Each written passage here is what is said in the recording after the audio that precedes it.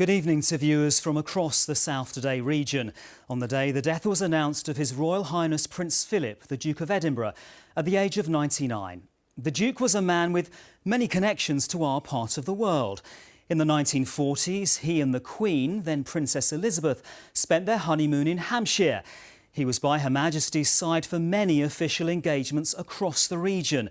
And for many decades, the Duke spent leisure time on the south coast, especially sailing off the Isle of Wight. Steve Humphrey has been looking back at the Duke of Edinburgh's life and legacy here in the south. Prince Philip was a man with a great love of the sea and sailing, and his passion meant he was a frequent visitor to the Isle of Wight. Already well into his 90s, he was jumping on and off of boats in the summer of 2015 when he was in Cowes for the 200th anniversary of the Royal Yacht Squadron. In his younger days, he'd struck up a long friendship with Uffa Fox, the legendary boat builder and yachtsman. In a good stiff breeze, the Duke had cowslip in the first 5 and then took the lead. Both the Duke and the Royal Yacht Britannia were regulars at Cowes Week. He only stopped competing in 1997 when he gave BBC South Today this exclusive interview.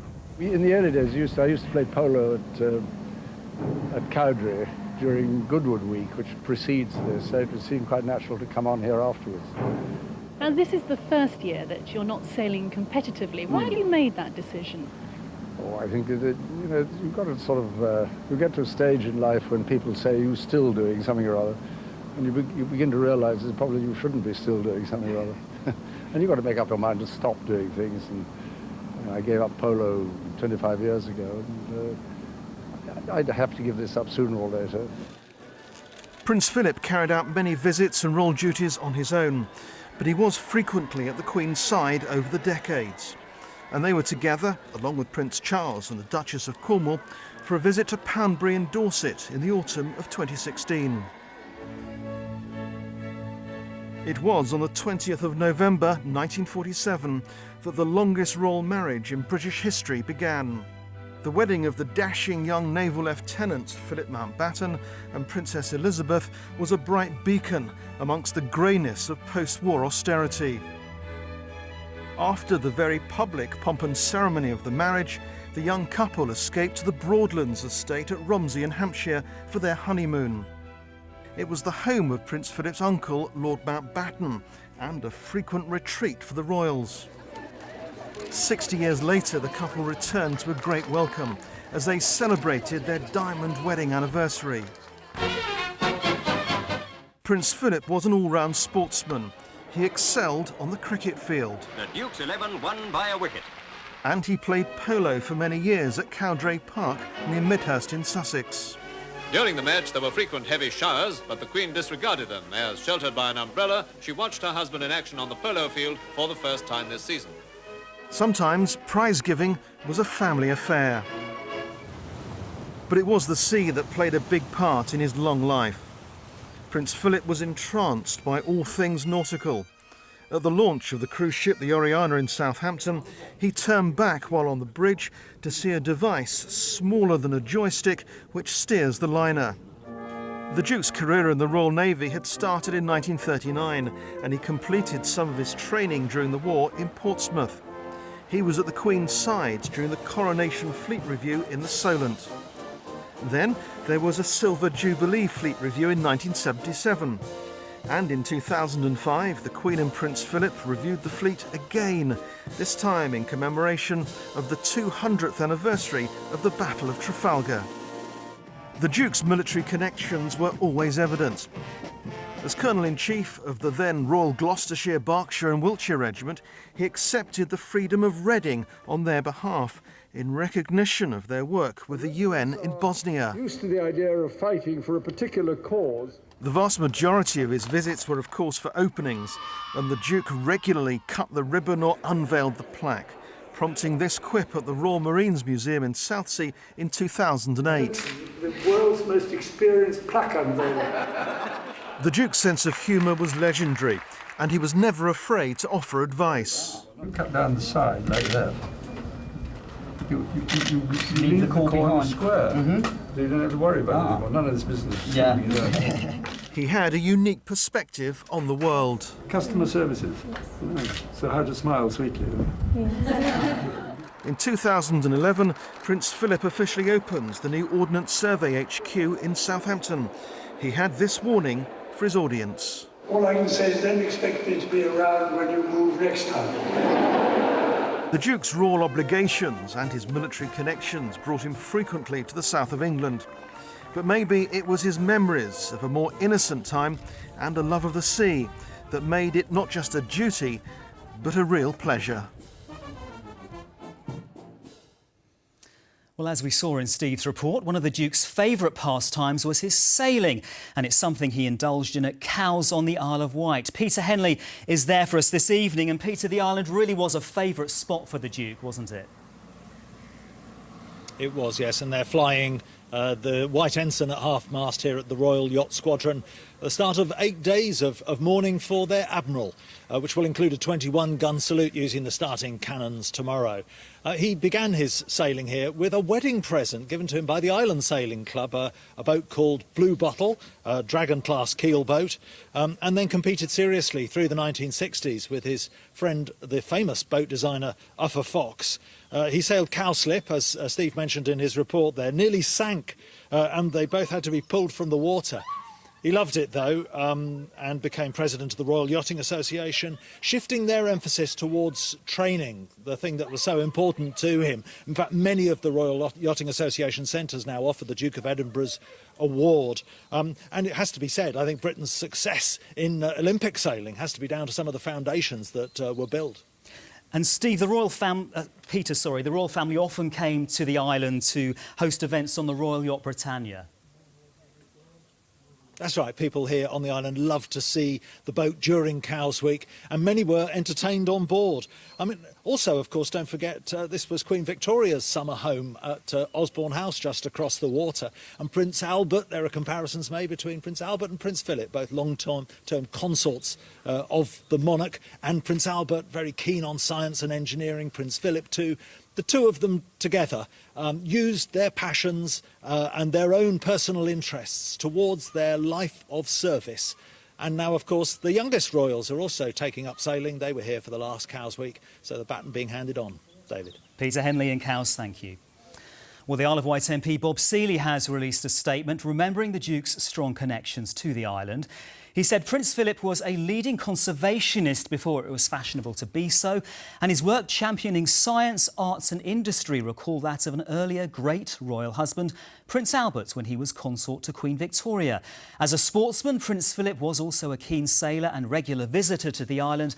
I'm sure islanders will join me in giving thanks for Prince Philip's remarkable and full life. Another part of the south closely associated with the Duke is Romsey. As we've heard, he spent his honeymoon at the town at Broadlands, the home of Lord Mountbatten. Today, the vicar of Romsey Abbey said the town would be saddened by his death. I'm continually alongside people and discovering new stories and links about the Duke of Edinburgh, and I think we all feel a sense of loss today. That's someone who's been so much a part of the public life, service and duty. We're mourning his death today. Do local people still talk about those days?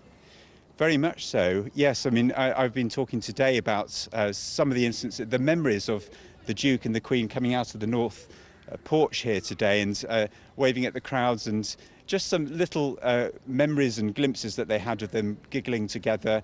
And it has really left a memory and a mark on the people of Romsey. The Duke of Edinburgh also travelled to Oxfordshire many times over the years for official visits.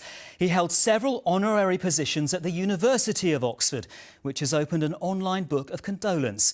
David Lum has been looking at Prince Philip's connections to the Thames Valley. Witty and down to earth. Just two of the ways the Duke of Edinburgh was described today as people in the Oxfordshire region reflected on their own experiences of him. In 2008, he was at Prodrive in Banbury.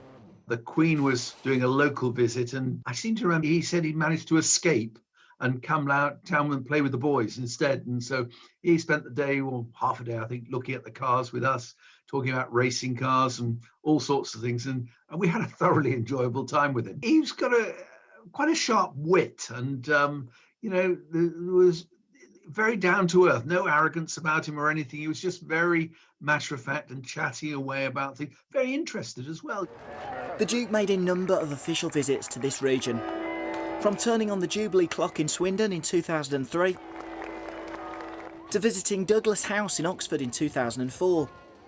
This was a tour of Shrivenham Defence Academy in 2011. Everything fell apart. Ian Hudspeth, the Oxfordshire County Council leader, met him at a Duke of Edinburgh event. It showed what sort of man he was, because he immediately said, so you're the person I come to about my potholes, is it? So he was very quick-witted, and I'll always remember that, because it's something that was just special for me. It's a rare event for a new Oxford college to receive its royal charter. The Duke held several honorary positions at the University of Oxford. In 1958, he presented royal charters to 2 colleges. Today, the university released a statement saying it was deeply saddened by the news. He was a great example for many of us in our nation, and a great inspiration of what public service really means: quiet work for the good of everyone. People will be able to pay their own respects. They're being urged to sign books of condolence online and donate to charity, rather than laying flowers. David Lunn, BBC South Today. The Dean of Salisbury said today the Duke of Edinburgh had strong connections to the city. The city's cathedral is displaying a tribute to the Prince. Nicholas Papadopoulos said Prince Philip had been a prominent part of everyone's lives in Britain. He and Her Majesty the Queen came to the cathedral in 2012. That was their most recent visit. It was a part of the Diamond Jubilee celebrations.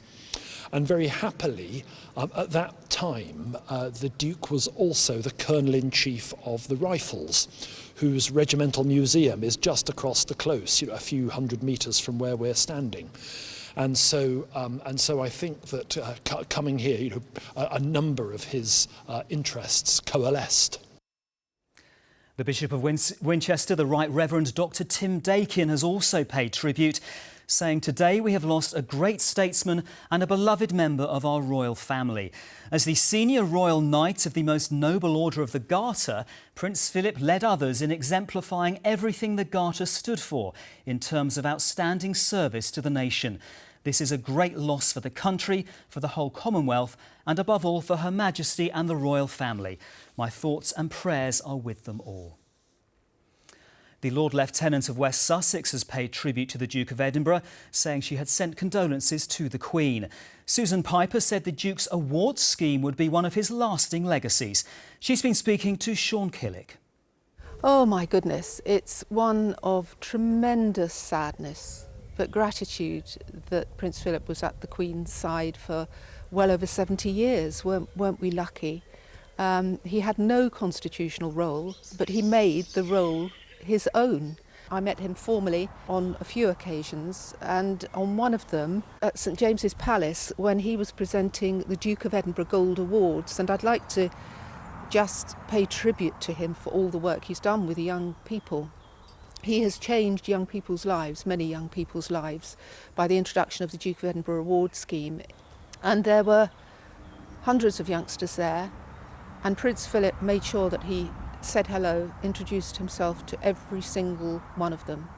And he showed a genuine interest, not in the parents that were there, but in the young people, in the youngsters who had done the work, and the pride that these young people, the children, showed, and the respect that they had for him. It was just palpable. He worked the room. He was extraordinary. And in your experience then, many young people here in the south have gained a lot from the scheme? Very much so. I meet them each year, and some of these young people are not the most advantaged of our youngsters. Many have had brushes with the law, or have learning difficulties, or have never achieved academically, and have never had anyone say well done to them. Now, to actually manage to get through the Duke of Edinburgh Award Scheme, and for somebody to say to you, well done, you have really achieved something here. You can see their confidence and the pride shine out of them, and this can only be a good thing. So I think all of us held the Duke in huge affection, and our deepest sympathy and condolences and love to Her Majesty at this very difficult time.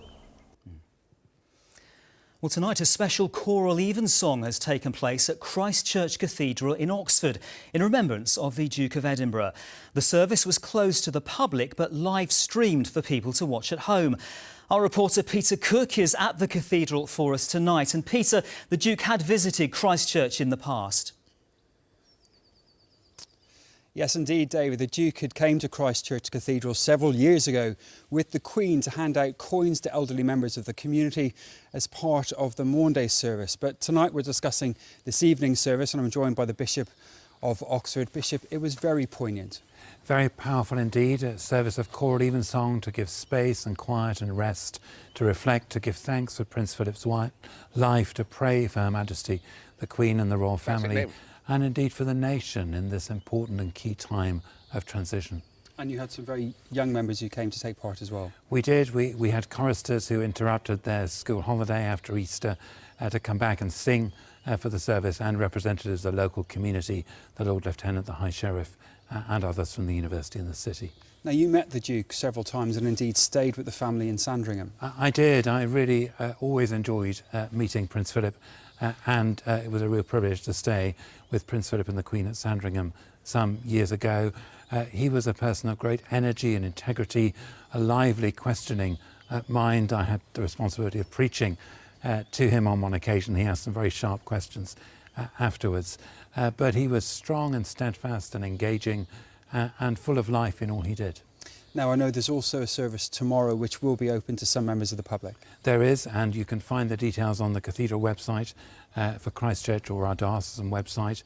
We don't have capacity for many because of COVID restrictions, but the service will be available online and you should be able to find a stream of this evening's service as well. And just in brief, faith will be very important to the Queen as she deals with her loss. The Queen has a deep and strong and powerful Christian faith, as is reflected every year in her Christmas message to the nation of faith. Prince Philip shared the message of the Christian faith in this Easter season is that death is not the final parting, that we will meet again and there is resurrection life and hope in the midst of what will be immense sadness. Bishop, thank you very much indeed. Well, a very sad day for the region and indeed the UK, for those people remembering a life well lived. Indeed. Peter Cook in Oxford, thank you. One of the places that figured greatly in the Duke's life was Portsmouth. From wartime training to big state occasions, it was a place he returned to many times over the decades. This evening, Steve Humphrey is at the famous Round Tower, and Steve, Portsmouth is already paying tribute. Yes, from our vantage point, we can already see a lot of flags here in Portsmouth are at half-mast this evening. As you say, it is a city that the Duke of Edinburgh knew very well. He did some of his naval training here during the Second World War and went on to become one of the youngest lieutenants in the fleet. And over the decades, he and the Queen came here many times for things like fleet reviews and other ceremonial occasions. I've been talking to a former head of the Royal Navy who met the Duke many times.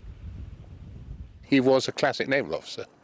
I mean, I'm not one to say that all naval officers are exactly the same, but he does have some classic characteristics of a naval officer. No nonsense, direct talker, believe in meritocracy, no flummery. And that was basically the man. I mean, he could be very charming and all the other things, but one recognised one was talking to a naval officer. Did he have a lot of respect in the Royal Navy because of what he had been through, his war service? Yes, he did. I mean, those who obviously knew it, I mean, he didn't talk much about his own service because that was him too. Anyone who served through the Navy as a young officer from 39 to 45 like he did, Med, Atlantic and ending up in the Pacific was worthy of respect. And of course, whenever you saw him and he met with sailors and Marines, he was just a natural with them. No.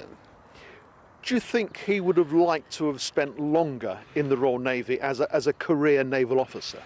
Well, I think that's probably what the plan was before he got involved with the Princess. I'm not one who believes that it came as a great shock that he couldn't continue his career having married the Princess, because it was inevitable at some stage she would become the Queen. The shock was, of course, it happened so quickly. And therefore, I think it's a great pity he wasn't able to serve a bit longer, because I think that would have made things easier.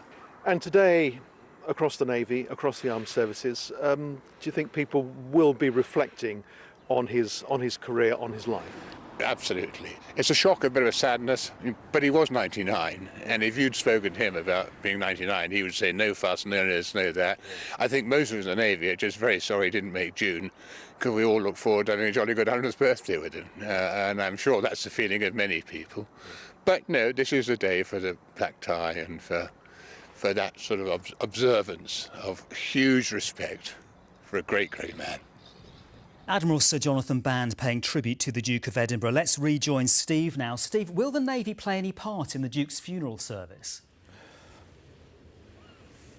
Well, the Royal Navy would have expected in normal times to have played a very big part in the funeral. In fact, the gun carriage, which has been used during former state funerals, is actually stored here in Portsmouth. But the COVID pandemic has changed everything. And in fact, the funeral will be a much smaller affair. It'll take place at St George's Chapel in Windsor. The Duke won't lie in state, we're told. And in fact, today, the College of Arms, which looks after matters of royal protocol, has issued a statement saying that the funeral arrangements have been revised in light of the prevailing circumstances. It also says that it is regretfully requesting that members of the public do not attend the funeral or participate in any of the events that make up that event. People are being asked to leave their messages on an online condolence book on the royal website. From Portsmouth this evening, David, back to you. Steve Humphrey, thank you. Well, it was in May 2017 that the Duke of Edinburgh announced his intention to retire from public duties. One of his last engagements was at Pangbourne College in Berkshire. The Duke and Her Majesty the Queen were there to mark the 100th anniversary of the college, which has strong naval connections. Bryony Leyland reports. There was a warm welcome for the royal couple as they arrived to mark the centenary of Pangbourne College in May 2017. Attention was particularly focused on the Duke of Edinburgh, who'd just announced he would soon be retiring from public duties. The college feels honoured that they hosted one of his last engagements. He was on familiar ground. His first visit here was in 1953. He was very interested in the people he met, so we feel very privileged that he has been to the college and the interest he showed in the young people particularly that he met on that occasion will be remembered by them, certainly. The Duke's death today felt keenly by all at the college. My initial thought was sadness. Actually, I was in a way surprised by how sad I felt. It wasn't entirely unexpected, I think, because we all know that the Duke had been ill recently, but nonetheless it came as a shock. His role is the consort to the Queen, and he was always there to support her. I think that's one of his remarkable qualities, is that he's obviously a man who had huge natural leadership ability himself, and yet was prepared to accept his role as number two. Pangbourne was originally founded in 1917 as the Nautical College, with the aim of training high-quality officers for the Merchant Navy. In more recent decades, it's become a co-educational school, but retains its strong nautical flavour. I guess our ceremonial tradition is one of the reasons why the Queen and the Duke of Edinburgh have been here a number of times. So he's very, very interested in that side of it. The head remembers lunchtime conversation touched on serious educational values, as well as the pressing need for refreshments. I remember that his ADC forgot to provide his bottle of beer for lunch, and that caused a little bit of a stir, but he took it on the chin, but the ADC ran to get a bottle. Prince Philip was pleased to hear that many at the college take part in the Duke of Edinburgh Awards scheme. That will be a lasting legacy to a man who believed very strongly in the potential of young people. Bryony Leyland, BBC South Today. More memories of the Duke of Edinburgh. Right, let's get the weather forecast now with Sarah Farmer. Thank you, David. We've seen some brighter skies at times today and some blissful spells of sunshine as well. We've got a wonderful scene here capturing that amber glow first thing this morning in Weymouth. Thank you so much to Leslie Maxwell for that photograph. Tomorrow brings us a little more cloud in the picture and some spells of rain as well, with quite a cool breeze on the cards. Through the course of tonight, we've some wet weather in store, courtesy of a cold front, which is very gradually making progress southwards. Some patchy spells of rain coming and going right through till dawn. Drier conditions developing further north, and where we see the breaks in the cloud, perhaps a touch of frost here as temperatures head down close to freezing. On ahead to tomorrow morning then, and a chilly start, quite cloudy across the board. And for the southeast in particular, we see this area of low pressure pushing in, bringing some spells of rain, 1 or 2 heavy bursts to be had here. Further west, some brighter intervals, but also 1 or 2 showers, which may be a little wintry in flavour. Temperatures at 7 or 8 degrees. Now, we are looking to see that area of low pressure gradually creeping away overnight Saturday into Sunday. We've still these cool Arctic airs bringing us those colder conditions into Sunday. It's a bit of a showery setup through the day. It starts on a bright and dry note, a good deal of sunshine early on, but as we go through the course of the day, we will see these showers arriving, some of which could contain some hail, some sleet and possibly some snowfall just about anywhere in our region. Temperatures peaking at 8 or 9 degrees. So after a bit of an unsettled weekend with some rainfall in store on Saturday, 1 or 2 wintry showers possible into Sunday, temperatures look to recover as we go into the new working week, and we've high pressure in charge, so we have plenty of dry weather to look forward to. Thank you, Sarah. Well, this evening flags are being flown at half-mast at public buildings across the region as a mark of respect following the death of the Duke of Edinburgh. In normal times, we would also expect books of condolence to be opened at civic offices for members of the public to pay their respects. However, because of the pandemic, that's not possible. Instead, an online book of condolence will be made available from Buckingham Palace for people to show their respect, and some of our local councils will also be opening their own books of condolence online via their websites. Well, that concludes this special programme on the day the death was announced of His Royal Highness Prince Philip, the Duke of Edinburgh. From all the team here at South Today, thank you for watching and good night.